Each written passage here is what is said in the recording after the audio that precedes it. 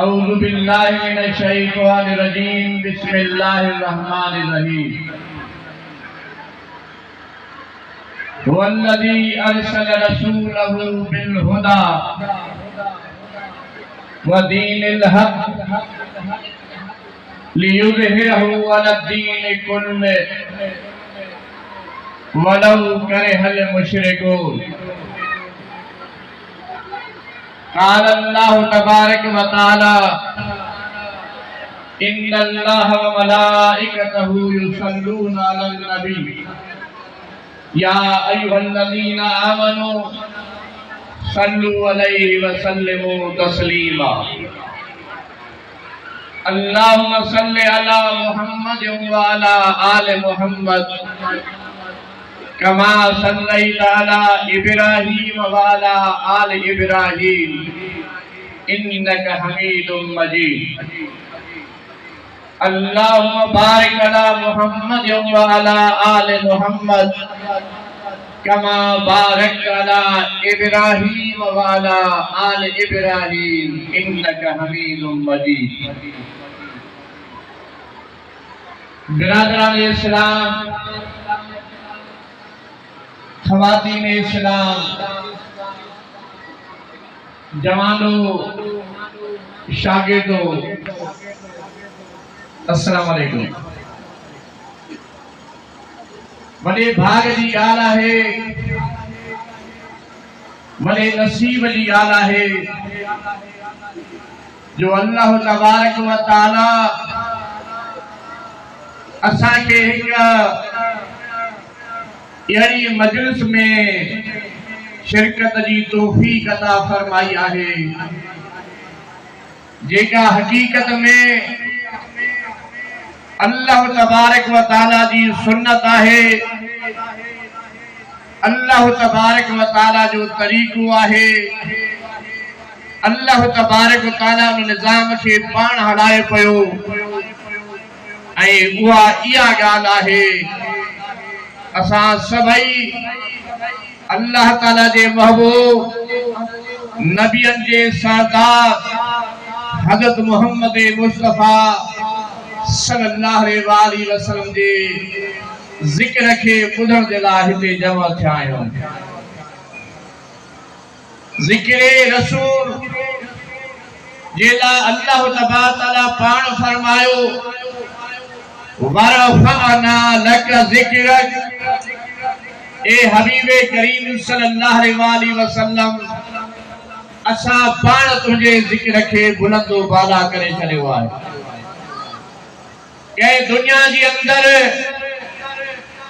کوئی حکمران پروموشن یہ آڑو گریڈ نہیں سکے تو ایکیو گریڈ نہیں سکے تو کیا وزارت صدارت نہیں سکے تو لیکن ہتے کہیں دنیا کے بادشاہ جی آنا ہے، بادشاہ جے بادشاہ احکم الحاکمین رب کائنات جو اعلانہ ہے تے موجہ محبوب کریم صلی اللہ علیہ وسلم وقت جا فرعون ابو جہل ہو جے اتبو ہو جے شیبو ہو جے یہ مشرکین مکہ ہو جن یہ عرب و عجم جا نافرمان غدار حکمران ہو جن اے مجھا محبوب مجھو یو اعلان ہے اِنَّا آتَيْنَاكَ الْكَوْثَرَ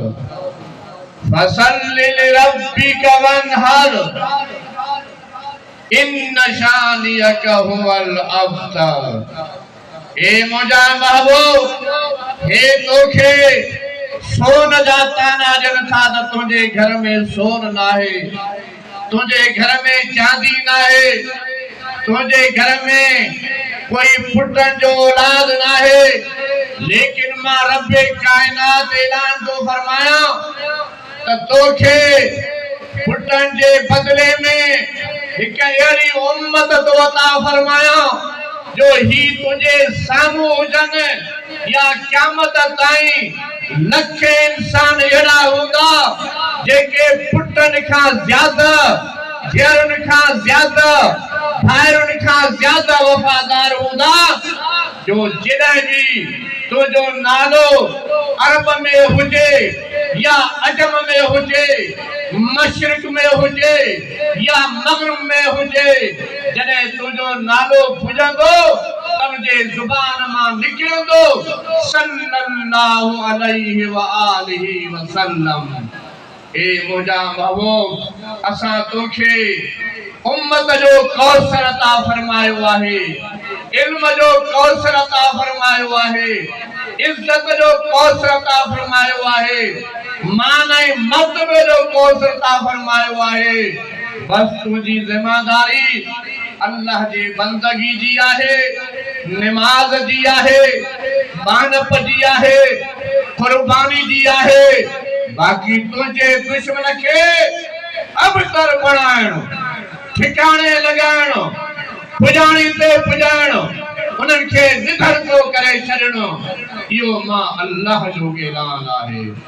ऐं तारीख़ गवाह आहे، अॼु जो दौर गवाह आहे त हुजूर अकरम सल्लल्लाहु अलैहि वसल्लम यूरोप में वञो, अफ्रीका में वञो, इंग्लिस्तान में वञो, अरबोस्तान में वञो, जिते जिते अल्लाह जी उलूहियत आहे, जिते जिते अल्लाह जी रुबूबियत आहे, उते उते हज़रत मोहम्मद मुस्तफा सल्लल्लाहु अलैहि वसल्लम जी रिसालत आहे। इन करे उन जो ज़िक्र ॿुधण जे लाइ जमो थियणु इहा वॾे भाग वारी ॻाल्हि आहे। ऐं हिन प्रोग्राम में असांजूं भेनरूं बि शरीक आहिनि, असांजूं धीअरूं बि शरीक आहिनि, असांजूं न्याणियूं बि शरीक आहिनि। हिक मुबारक महफ़िल जे अंदर छो त इस्लाम ते जेतिरो मर्दनि जो हक़ आहे एतिरो औरतुनि जो बि हक़ आहे। सैयदुल अंबिया तव्हां असांजी आका जॾहिं इस्लाम जो ऐलान फरमायो, माण्हुनि खे इस्लाम जे तरफ़ सॾु कयो त मुंहिंजा भाइरो सीरत नबी सल्लल्लाहु अलैहि वसल्लम गवाह आहे त सैयदुल अंबिया जे दावत ते लब्बैक चवण वारी का ज़ात ऐं का शख़्सियत आहे त उहा पहिरीं औरत अम्मा खदीजतुल कुबरा आहे जंहिं हुजूर अकरम सल्लल्लाहु अलैहि वसल्लम जी दावत ते लब्बैक चयो। बल्कि जेकॾहिं मां ईअं चवां त इन मशीन में, इन प्रोग्राम में, इन इनकलाब में, इन जिदोजहद में सब खां पहिरियों अबू बकर सिद्दीक़ खां पहिरियों, उमर फारूक खां पहिरियों, उस्मान गनी खां पहिरियों, हैदर करार खां पहिरियों, सब खां पहिरियों कंहिंजो किरदार आहे त उहा अम्मा खदीजतुल कुबरा जो आहे जंहिं पंहिंजी जान बि पेश कई, पंहिंजो घर पेश कयो, पंहिंजो माल पेश कयो ऐं हुजूर अकरम सल्लल्लाहु अलैहि वसल्लम खे पंहिंजे साथ ॾियण जो ऐलान फरमायो। ऐं इन्हनि लफ़्ज़नि सां त मुंहिंजा प्यारा मुड़ुस जेका तोखे ज़िमेदारी लॻाई वई आहे इहा वॾी ज़बरदस्त आहे ऐं इन में कोई ख़ौफ़ नाहे, इन में कोई ख़तरो नाहे, इन में का परेशानी नाहे। छो इन जे लाइ जो अवां यतीमनि जा यार आहियो, इन जे लाइ जो तव्हां बेवाहनि जो ख़्यालु कंदा आहियो, इन करे जो तव्हां ग़रीबनि जो ख़्यालु कंदा आहियो। मुंहिंजा भाइरो हज़रत मोहम्मद मुस्तफा सल्लल्लाहु अलैहि वसल्लम जी आगाज़ जी तारीफ़ भी इन लफ़्ज़नि सां आहे त सैयदुल अंबिया कमज़ोरनि जो सहारो आहे। अॼु उन नबी मेहरबान सल्लल्लाहु अलैहि वसल्लम जे अज़मत मुस्तफा सल्लल्लाहु अलैहि वसल्लम जी कॉन्फ्रेंस आहे। मुंहिंजा भाइरो अज़मत मुस्तफा सल्लल्लाहु अलैहि वसल्लम मां छा बयान करे सघां थो। दुनिया जो कोई इंसान, कोई कलम, काई तहरीर बयान नथी करे सघे। बस इंसान चवण ते मजबूर आहे त बाद अज खुदा किस्से मुख्तसर, बस मुख्तसर ॻाल्हि इहा आहे त हिन काइनात में अल्लाह खां बाद کا عزت والی ذات ہے، کا عظمت والی ذات ہے، کا معنی مرتبے والی ذات ہے، تو حضرت محمد مصطفیٰ صلی اللہ علیہ وسلم جی ہے، ऐं असांखे फ़ख्र आहे त असां उन जा ग़ुलाम आहियूं। बस असांजो सरमायो इहो आहे, असांजी दौलत इहा आहे, असांजो कुझु बि न आहे। इहा ई दौलत आहे त नबियनि जे सरदार हज़रत मोहम्मद मुस्तफ़ा सल्लल्लाहु अलैहि वसल्लम जा असां उम्मती आहियूं। ऐं अल्लाह ताला इहा बि महिरबानी कई आहे, असांजे दिल जे अंदर हुज़ूर अकरम सल्लल्लाहु अलैहि वसल्लम जी मोहब्बत मौजूद आहे। ऐं असां सम्झूं था, असांजो ईमान आहे त को बि माण्हू ईमान वारो नथो थी सघे जेसीं ताईं पंहिंजे अबे खां, पंहिंजे अमर खां, पंहिंजे धीउ खां, पंहिंजे पुट खां, पंहिंजे बिरादरी खां, पंहिंजे ज़ुबान खां, पंहिंजे नस्ल खां, पंहिंजे धरती खां, पंहिंजे वतन खां, दरियावनि खां, समुंड खां, सितारनि खां, आसमाननि खां, दुनिया जे अंदर जेतिरियूं शयूं बि आहिनि, इवन एसी ताईं त पंहिंजे जान खां वधीक बि जेकॾहिं का महबूब ज़ात आहे त उहा हज़रत मोहम्मद मुस्तफ़ा सल्लल्लाहु अलैहि वसल्लम। मुंहिंजा भाइरो, नवां नवां फितना, नयूं नयूं ॻाल्हियूं चई बाबा दीन खे छॾियो, मज़हब खे छॾियो, इहे पुराणियूं ॻाल्हियूं नई ॻाल्हि कयूं। उहा नई ॻाल्हि इहा आहे त बसि इंसानियत हुजणु खपे। चङा भला पढ़िया लिखिया माण्हू चई साईं बसि इंसानियत हुजे। हे मुंहिंजा भाउ, एमए पास, पीएचडी होल्डर, एमएससी पास कने खोले ॿुधो, तोखे कंहिं ॿुधायो आहे त तूं इंसान आहे? कंहिं ॿुधायो अथई? डार्विन त ॿुधायो त तूं भोले जो पुटु आहीं, बांकर जो पुटु आहीं, ॿिले जो पुटु आहीं, नांग जो पुटु आहीं। पहिरियों तूं जीत हुएं, पोइ वॾो जानवर थी वएं, आस्ते आस्ते तरक़ी करे हाणे तूं ॿिनि टंगुनि वारो जानवर थी वियो। उन्हनि वटि नज़र वियो आहे। जेके दुनिया जा नज़रियात आहिनि उहे त चवनि था मेरा जिस्म मेरी मर्ज़ी, तूं बि जानवर आहीं, जानवर वांगुरु तोखे ज़िंदा रहणु खपे।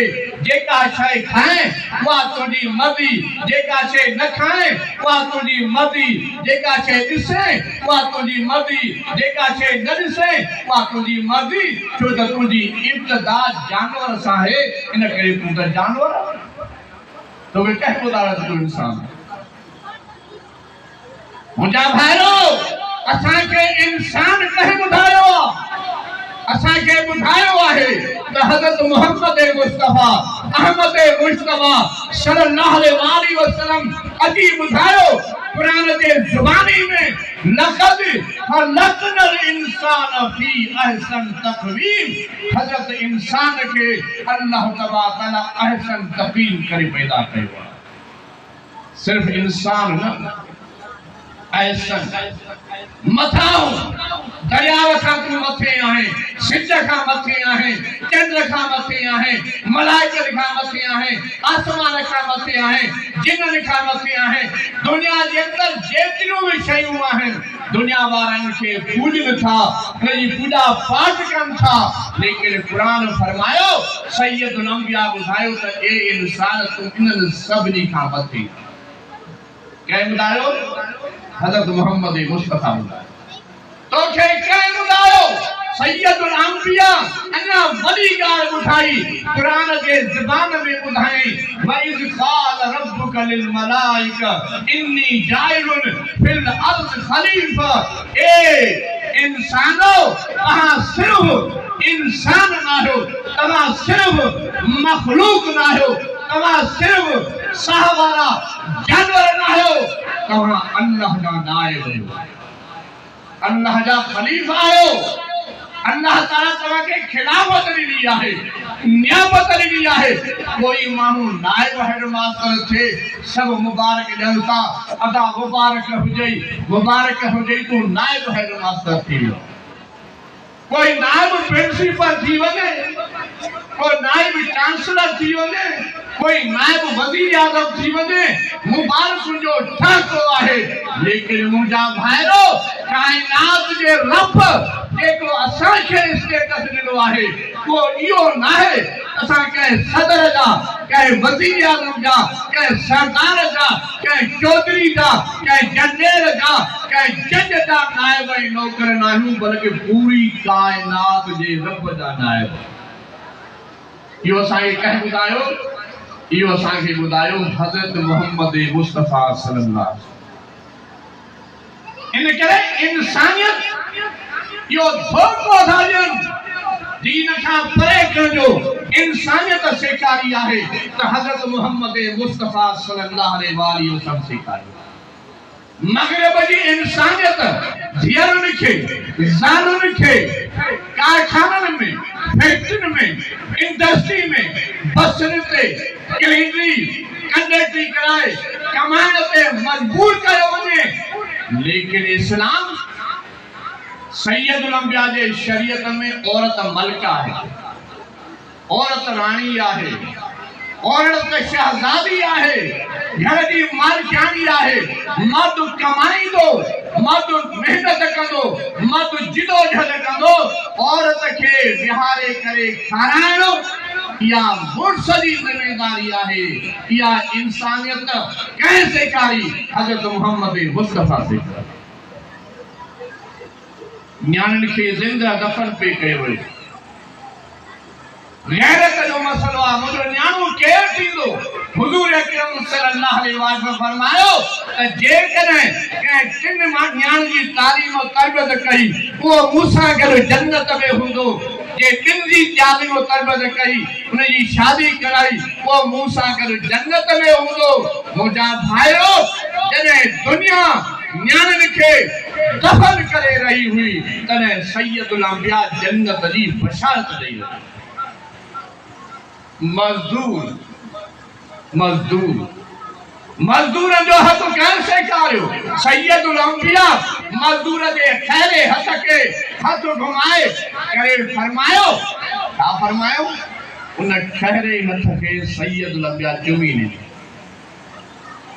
اساں دنیا وارا سب کوشش کرنا ہوں ہکڑی تانگھا ہکڑی تڑپا تا سید الانبیاء دے روزے کے چموں، سید الانبیاء دے روزے کے ڈسوں، دیدار کیوں، زیارت کیوں. لیکن سید الانبیاء مزدور دے ہتھ کے چمی دے کرے فرمایو تا اللہ تعالیٰ ہن ہتھ کے جہنم دی بائے وے نہ ساڑی. آہے کو دنیا میں یعنی مزدور دی علمت بدھائے وہ جو سید الانبیاء ہے. فرمان تھا مدینے دی اندر جے کو بار یتیم تھی ونے، جن جو ابو مری ونے، جن جو امر مری ونے، ان یتیم بار جو ابو بما محمد آنا تھا امر بما محمد صلی اللہ علیہ وسلم. آہے کو دنیا میں سائیں جن طائف دے وجن تھا جنت جو رستو، اسلامی انقلاب جو رستو، رحمت جو پیغام خریجن تھا. چودھرن سردار نے اعلان کروا ہے بچ گیا ہے انکے وٹھو جائے مانو کے جیکا شے ہتھائی سید الانبیاء دے متھاں ٹوٹی پڑو سجو جسم رتو رت تھی ویو. اللہ تعالیٰ کی جلال اچھی ویو مجھے محبوب کے مجھے پیارے کے مجھے رسول کے ایڈو ستائے ہوئے واہے اے ملائکو اما زمین تے ونو جیکن مجھو محبوب حکم کرے اینا طائف وارن کے سرمو پڑھائے چھڑیو جبرن کے ملائے چھڑیو. ملائکہ پجی ویا عرض کیوں تو یا رسول اللہ تمہاں جو حکم کھپے سائیں جو جسم سجو رتو رتا ہے سلام آہے ابو عمر اسانی قربان.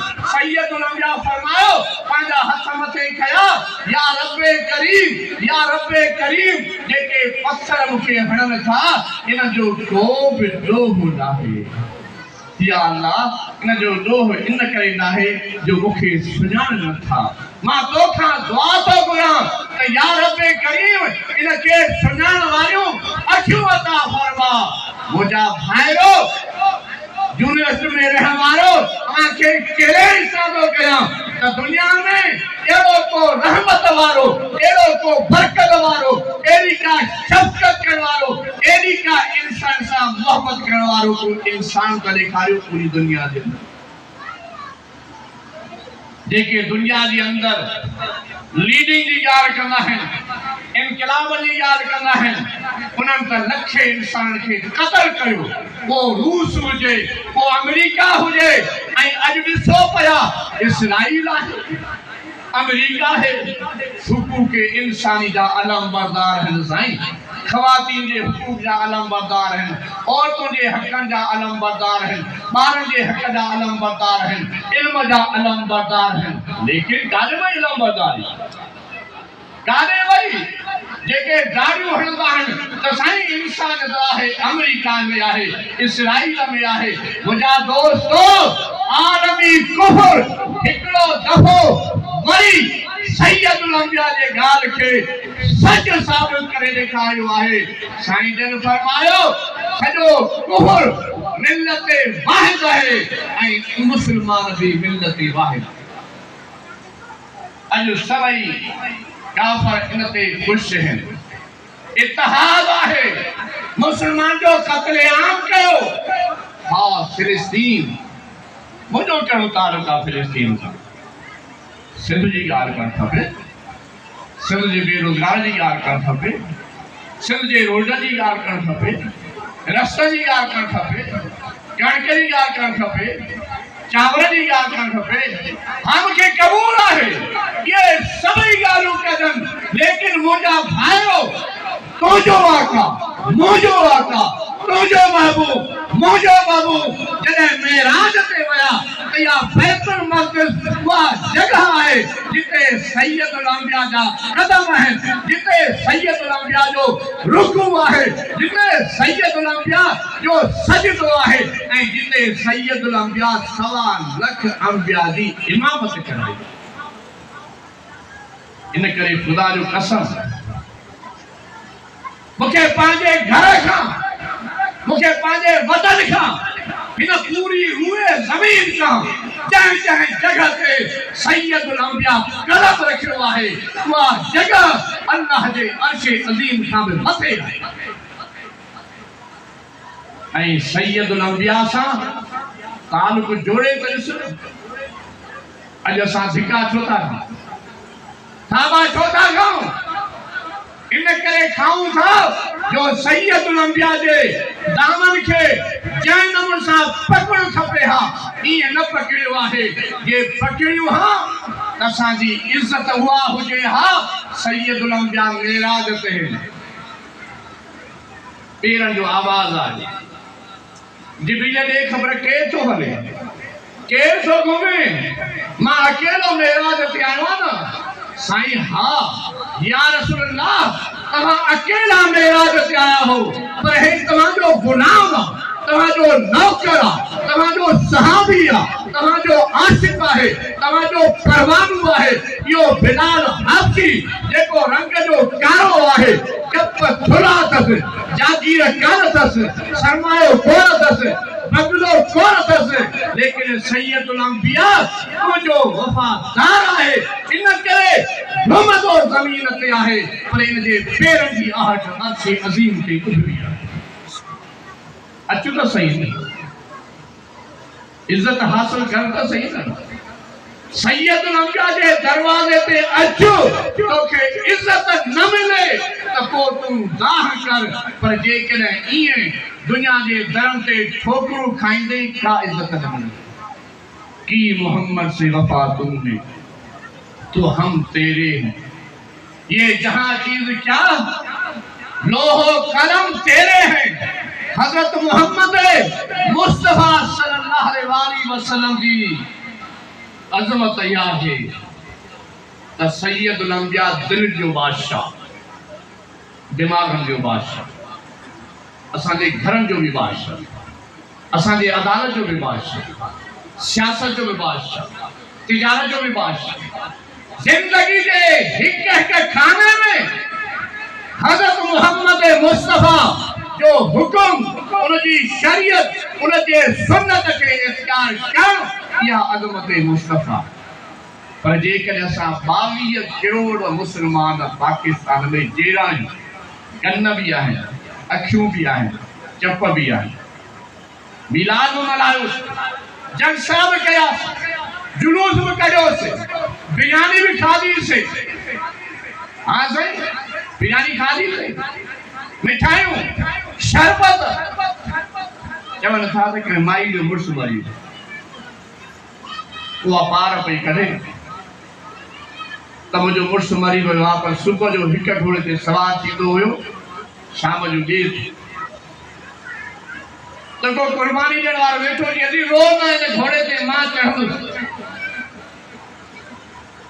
वरी चई मुंहिंजो मुड़ुसु सुबुह जो माखी मखण खाईंदो हुयो, जीअं बि परेशान न थी इहो माखी मखण मां खाईंदुसि। चई राति जो किलो खीर जो पीअंदो हुयो, चई इहो बि मां पी वठंदुसि। चई रोज़ाना वॻो बदिलाईंदो हुयो, चई इहो बि मां बदिलाईंदुसि। पोइ माई साहिबा चयो त मुंहिंजे मुड़ुस ते 10 लख जो कर्ज़ बि आहे, त हमरा चुप थी वियो। माण्हू चयो ॻाल्हाए चई भाउ सॼो ॿार मां खणा जा, तुंहिंजे बिरादरी वारा ॿिया बि खणो। मुंहिंजा भाइरो मूंखे एतिराफ़ आहे, मां मञां थो त पगड़ी ॿधणु सैयद नंबिया जी सुन्नत आहे, ज़रूर ॿधणु खपे। ॾाढ़ी रखणु सैयद नंबिया जी सुन्नत आहे, ज़रूर रखणु खपे। दंदन हणणु सैयद नंबिया जी सुन्नत आहे, ज़रूर दंदन हणणु खपे। मिठो खाइणु सैयद नंबिया खे पसंदि हुयो, ज़रूर मिठो खाइणु खपे। जिस्म खे अतर लॻाइणु सैयद नंबिया जी सुन्नत आहे, ज़रूर लॻणु खपे। लेकिन मुंहिंजा भाइरो साईं जन फरमायो मन अहब सुन्नती फ़क़द अहबनी, जंहिं मुंहिंजे तरीक़े सां मोहबत कई, जंहिं मुंहिंजे नज़रिए ऐं निज़ाम सां मोहबत कई, उन मूंसां बिला शुभ दंदन खे दंदन हणो, बार बार हणो, वॾो सवाब आहे, अजर भी आहे। लेकिन मुंहिंजा भाइरो सैयदुल अंबिया जंगे उहद जे अंदर इस्लाम जे ग़लबे जे लाइ पंहिंजा दंद मुबारक शहीद भी कराया है। इहा बि सुन्नत। पेट में हलवो मोकिलणु बहितर आहे, सेहत जे लाइ सुठो आहे। लेकिन जंगे खंदक में मुंहिंजे आका खे साथ ने ॿुधायो पंहिंजो चोलो मथे खणी, साईं बुख लॻी आहे, बेटा कोन था हलनि पिया, खंदक कोन थी खोटिजे, ॾिसो त पेट सां पथर ॿधल आहे। सैयद अंबिया पंहिंजो चोलो मथे खयो त पेट सां 2 पथर ॿधल हुया। इहा बि सैयद अंबिया जी सुन्नत आहे। मूंखे क़बूल आहे जिस्म खे अतर लॻाइणु सुन्नत आहे, ज़रूर लॻायो, बार बार लॻायो। लेकिन मुंहिंजा भाइरो सैयदुल अंबिया इन जिस्म मां अल्लाह जे राह में पंहिंजो रत मुबारक बहायो बि आहे। इहा बि सैयदुल अंबिया जी सुन्नत आहे। अॼु असां हुनजा 12 करोड़ उम्मती जहिड़ा जगंदा आहियूं। अब असां ॿुधाए सघूं था असां सैयदुल अंबिया जी सुन्नत खे किथे क़बूल कयूं? मुंहिंजे घर में न, ओताक में न, अदालत में न, सियासत में न, हुकूमत में न, तिजारत में न। चई सही जो इस्लाम इस्लाम इन जो ताल्लुक मस्जिद सां न, इन इस्लाम जो ताल्लुक मस्जिद खां वधीक बाज़ार सां आहे। मुंहिंजो आका आयो, बाज़ार में ॾिठई अनाज जो ढेर पियो आहे, माण्हू सुठो सुठो मथां रखियो हुयो, हेठां ख़राब रखियो हुयो। साईं जन हथ हणी ॿाहिरि कढियो, ऐलान फरमायो त मन गश फलैस मिन्ना। भले हाजी हुजे, जवार हुजे, दाढ़ी वारो हुजे, पटके वारो हुजे, निमाज़ी हुजे, زکاتی ہوجے تہجد گزار ہوجے سید الانبیاء فرمایو تا جیکو ٹھگی کرے تو جو ماں محمد صلی اللہ علیہ وسلم کو بھی تعلق نہ آئے نا بدا سے تعلق آئے نا قرآن مجید فرمایو ہماری معیشت ہماری تجارت میں جیکر بیاج ہوندو تو یہ بیاج اللہ سا اللہ دے نبی سا چنگ ہے سید الانبیاء فرمایو بیاج ڈیڑ وارو بیاج وٹھن وارو بیاج دی لکھت کرن وارو بیاج میں گواہی دین وارو یہ سب لعنتی آنے جے مسا اللہ دی لعنت بازار سا تعلق آئے بھائی تجھے گھر سے بھی تعلق ہے تجھے شادی سے بھی تعلق ہے تجھے غمی سے بھی تعلق ہے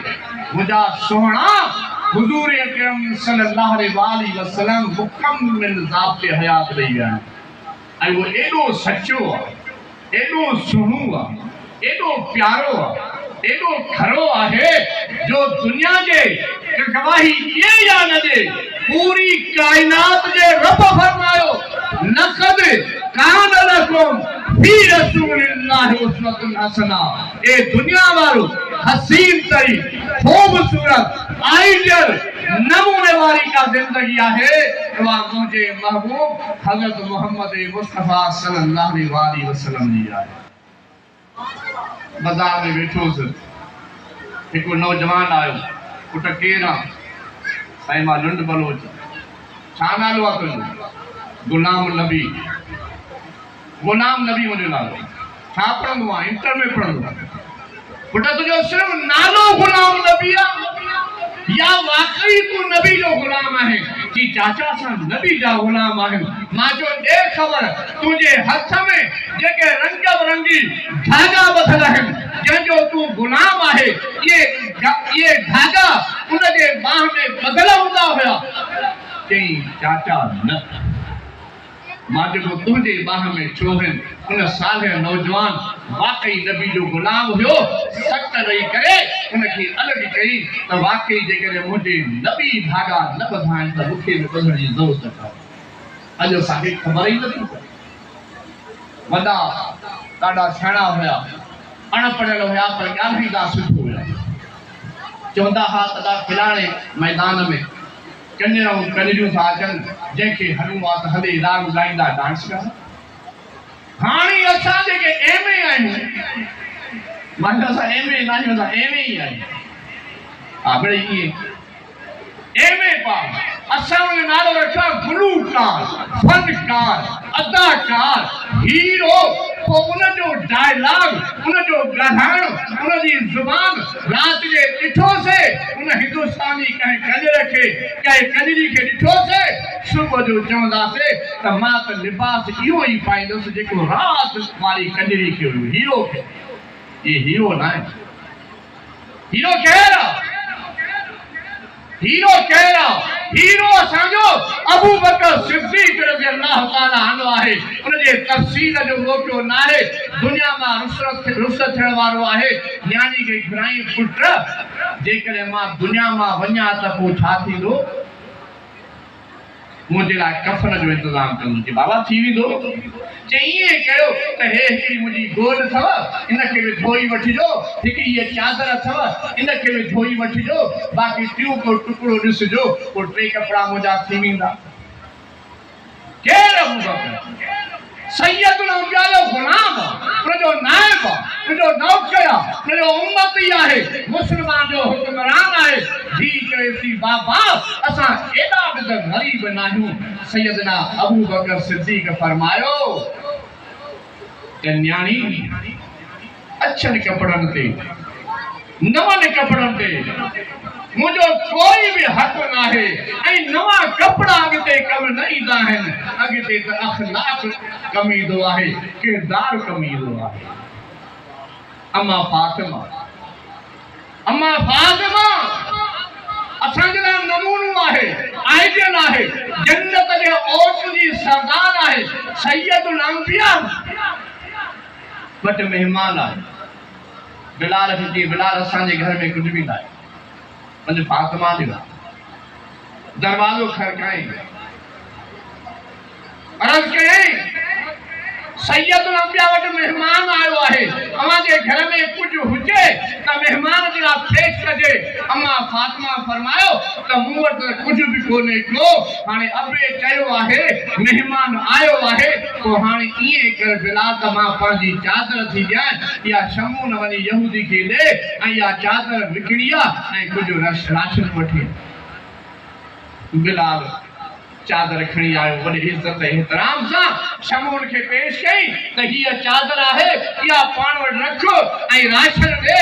हुन जो चादर खोली त हुन चादर में केतिरा ई सोराख़ लॻल हुआ। छी छा भला मां चरियो आहियां छा?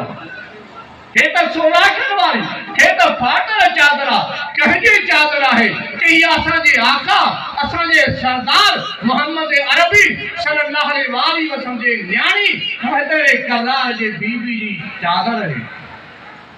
शमून खे अखियुनि में पाणी अची वियो, चादर खे लपेटणु शुरू कयईं, उनखे गॾु करे उनखे वेढ़े करे वापसि कयईं त इहा सरदार जे धीउ जी चादर आहे। इन जो मतिलबु इहो आहे त इहो इस्लाम सचो इस्लाम आहे। इन करे इहा चादर बि वापसि खणी वञो, अम्मा फातिमा खे वापसि ॾे ऐं जेतिरो बि राशन चाहे उहो खणी वञो। ऐं अॼु मां इहो ऐलान थो कयां त अशहदु ला इलाहा इल्लल्लाह वहदहु ला शरीक लहु व अशहदु अन्न मुहम्मदन अब्दुहु व रसूलुहु।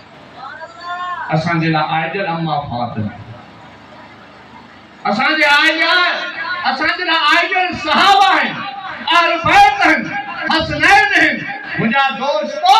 इन करे पंहिंजूं ज़िंदगियूं संवारियूं आहिनि त पंहिंजे नस्लनि खे बचायो, पंहिंजे नस्लनि खे बचायो। कीअं बची सघंदो? आख़िरी इहा अर्ज़ कयो, कीअं बचंदो? बचंदो ईअं त सैयदुल अंबिया जी असां चीच पकड़। नंढो ॿार जेकॾहिं वॾे जी चीज पकड़े ईंदो, लाहौर कराची घुमी ईंदो न, पर पाण ईंदो ट्रैक्टर चढ़ींदुसि, टारी चढ़ींदुसि, ट्रक चढ़ींदुसि, बस चढ़ींदुसि। हिन दुनिया में जेको सैयदुल अंबिया खां परे रहंदो न, उनखे दाइण खाई वेंदा, दहजा खाई वेंदा, दीन दुश्मन खाई वेंदा। उनजी यलगार कॉलेजनि में, यूनिवर्सिटी में, स्कूलनि में ऐं उनखां अलावा मीडिया में, सोशल मीडिया में उन वटि सरमायो आहे। कादियानी उनजे पुठियां, यहूदी उनजे पुठियां वॾो हमिलो आहे। उन हमले खां अॼु मां अज़मत मुस्तफ़ा सल्लल्लाहु अलैहि वसल्लम जी कॉन्फरंस में अव्हांखे इहो नुस्ख़ो थो ॿुधायां त सैयदुल अंबिया जी जेको चीच पकड़ींदो उहो बचंदो। तव्हां चवंदो मां चीच कीअं पकड़ी? मदीने वञो, मके में वञी रहूं छा न? सैयदुल अंबिया जी चीज तव्हांजे घर में मौजूद आहे। वो सैयदुल अंबिया जो तोहफो, सैयदुल अंबिया जी गिफ्ट, वो अल्लाह जो कुरान।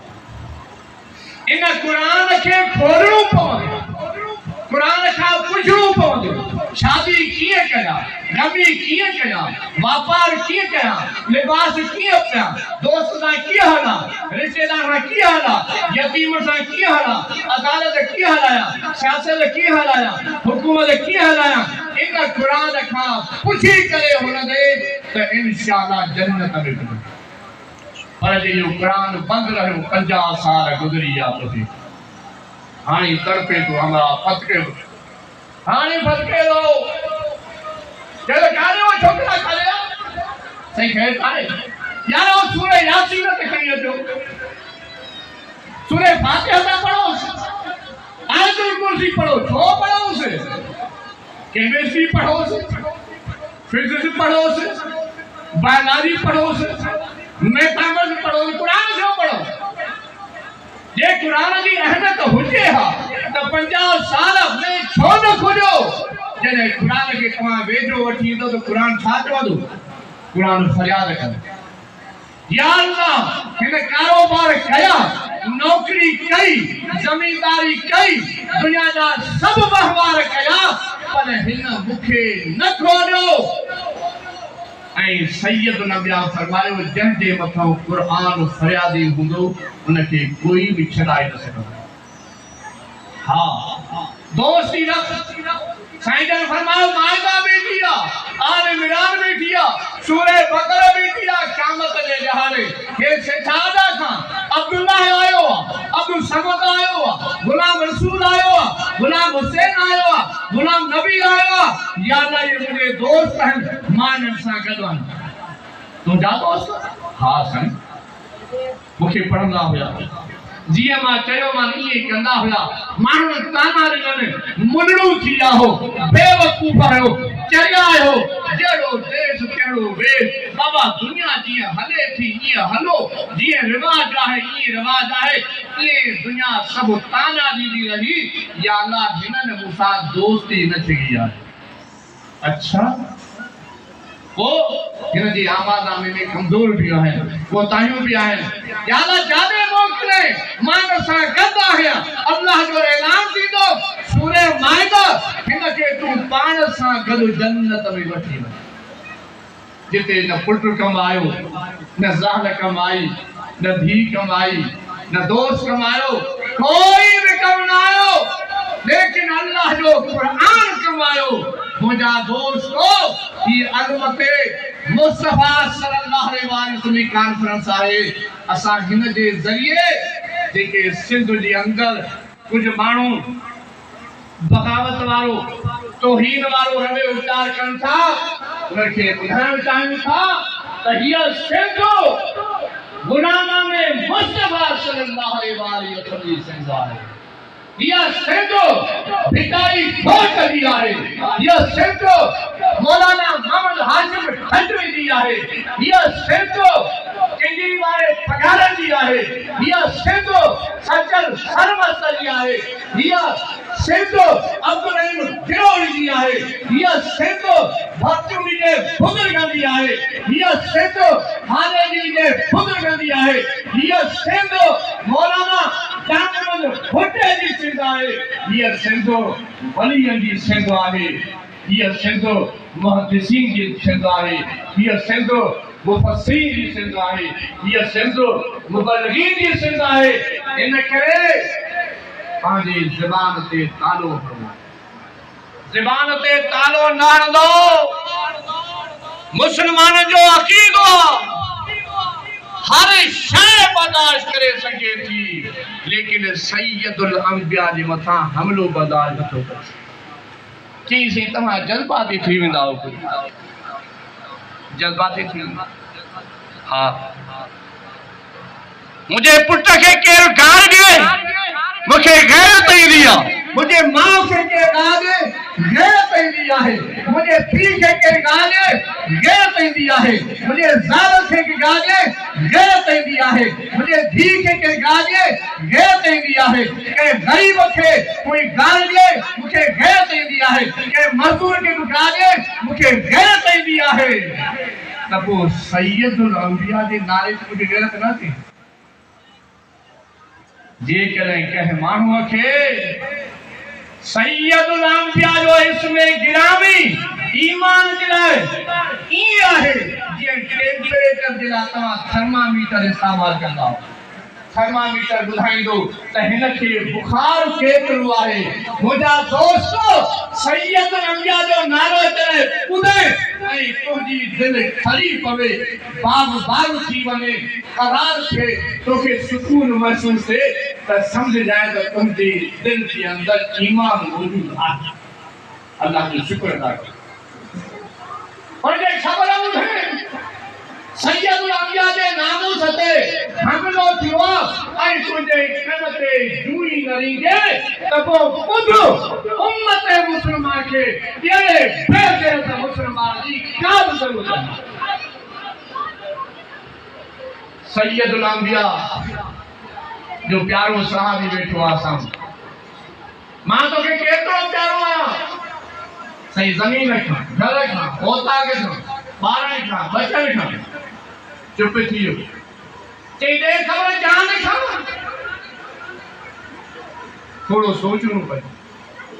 جی یا رسول اللہ تو مجھے جان کھاؤ پیار آئیو سید الانبیاء فرماؤ تو ہاؤ ہانے تو بھی اندر ایمان مکمل آئے مائی صاحبہ دروازے سے بیٹھی ہے بچڑوں تھا 4 مہینے بار آئے مجاہدین منن تھا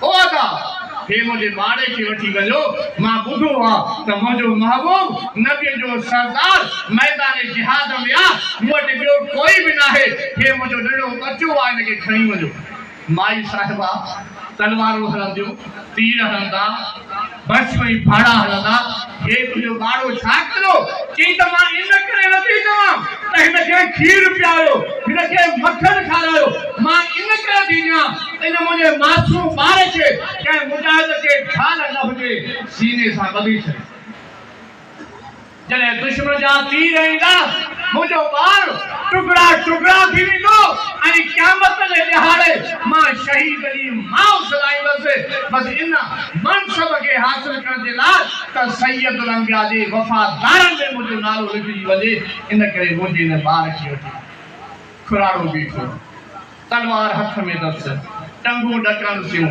متھو ڈکے سو چھوکرا گزریا نوجوان گزریا کھلن تھا پھٹا موٹو انہیں ذرا پھیرے جو واپس آیا 14 کلو چاچا توتے دا کلو نبی سائیں سب کہو آہے اساں تو جوان ہوں تہاں جو ٹنگو ڈکن تھیوں اواں قرآنہ ہو تواں کھاں تلوار نتھی ہجے تہاں چھو بھی تھاو رستے میں چین پٹ بچا تہاں کھاں قرآن رسی ماں چھا کرا ماں کمزور آیا ماں قرآن آیا پر پٹ مکے قرآن گھر میں گھر نہ توڑے اللہ قرآن میں فرمائے ہوا ہے ان فیرو کفاوم سکھالا اللہ جے راہ میں نکلی پاؤ یا ہلکا ہو گرا ہو امیر ہو غریب ہو شاہ ہو گدا ہو جے کا بھی کہتا ہے اللہ جے راہ میں نکلو اے مجھا پٹ یہ قرآن مکھے گھر میں گھر نہ توڑے قرآن لوری جو کتاب نہ ہے جو مائن دماغ کی لوری جو کتاب نہ ہے کتاب انقلاب تبدیلی جو کتاب انہیں کہے اساں والا خوش نصیب آئے اساں والی کتاب بھی آئے نبیوں جو سردار بھی آئے اللہ جو کتاب بھی آئے نبیوں جو سردار بھی آئے ایڈی وڈی عزت والا لیکن اساں جے لاشن کے کتا چھوتا کھئی ونن اساں جے بھیڑن کے یہودی چھوتا کھئی ونن اساں جے گھرن کے کافر بانیو چھوتا جا اساں جے قبل اول تے حملو چھوتا گا چھوتا گن شاہ لطیف فرمایو بچو ون جو باڑ کندھم پھیر جو کے نہیں لونے بھر لپاٹ لگ گئی لطیف جہاں جہاں پسی پانکھے تاں ناہی لبار سب ونجائے ساز تہاں کوئی تکبیر کیا مانی دا من میں خودی ای خدا بن ترارن جار کا آئے ہکا میان میں ہکا دلہ یا ہکا اللہ ہے اللہ نے نبی جلہ خالصی وگے جو جلہ سا قیامت لہارے پہنچاؤں سید الانبیاء آبے کو صدی بیٹھا ہے سائیں یا رسول اللہ آبے کو صدی سمجھو دا وہ یڑو پانی آہے جتے نبی سائیں بیٹھا ہوں جن کے پیالو پیارے وہ پیالا انہوں جی چمک سجائی چندکھا وزی کا ہوں ہیو جواجہ پیالا ہوں انہوں جو تعداد آسمان دے ستارن کا وزی کا ہوں ऐं वो आवे कोसर जेके हिकिड़ो दफ़ो नसीब थियो त वरी उनखे उञ ई न लॻंदी उते केरु बीठो हूंदो जज साहब कोन हूंदो जनरल कोन हूंदो हाकिम न हूंदो प्राइम मिनिस्टर न हूंदो सदर न हूंदो केरु हूंदो सैयद الانبیاء बीठा या रसूल अल्लाह मूंखे बि आवे कोसर ता फरमायो केरु साईं मां सेठादा कायो आया मुझो नालो मुमताज हुसैन आहे मां जात जो सहतो सेठादा कायो मुझो मतिया दे खबर ये मुझो मतिया है मुझे घर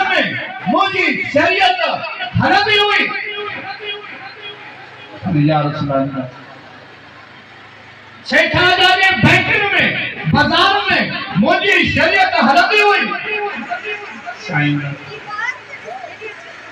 सुबह सिंध में मुझी शरीयत हलंदी हुई साईं पाकिस्तान में मुझी शरीयत हलंदी हुई साईं इन मुल्क मालूम है तो तू कैसा घर में तू छातो करे साईं मां भी हुनर सा कैसा साईं वो नौकरी जो मसलो हो ना इन करे मां हुनर सा जेके गाद जो रिश्वत जो शराब जो जुल्म जो मेरे जे नताज जो ना प्यार मामला सा करो मजबूरी यार सुनता अरे मजबूरी फेरे ने हे अबू बकर सिद्दीक आवे कोसर ते आया है सब कुछ लुटाए आवे कोसर पे आया है हे उमर फारूक सब कुछ लुटाए आवे से कोसर पे आया फेरे ने हे उस्मान गनी आए सब कुछ लुटाए आवे कोसर पे आया है फेरे ने ये हैदर करार आए सब कुछ लुटाए आवे कोसर पे आया फेरे ने ये हुसैन आए देखो बहादुर काफिलो लुटाए करे आवे कोसर पे आया है हे बोलो चाचो हमका पांचो जिस्म टुकड़ा टुकड़ा कराए आवे कोसर पे आया है ए सेठा गाना मुसलमान देख पूछा करें